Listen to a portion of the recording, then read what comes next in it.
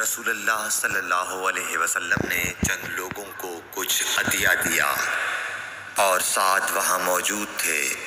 وہ کہتے ہیں کہ رسول اللہ صلی اللہ علیہ وسلم نے ان میں سے ایک شخص کو کچھ نہ دیا، حالانکہ وہ ان میں مجھے سب سے زیادہ پسند تھا۔ میں نے کہا حضور، آپ نے فلاں کو کچھ نہ دیا، میں اسے مومن گمان کرتا ہوں۔ آپ نے فرمایا مومن یا مسلمان؟ میں تھوڑی دیر چپ رہ کر پھر پہلی بات دہرانے لگا۔ حضور صلی اللہ علیہ وسلم نے بھی دوبارہ وہی جواب دیا۔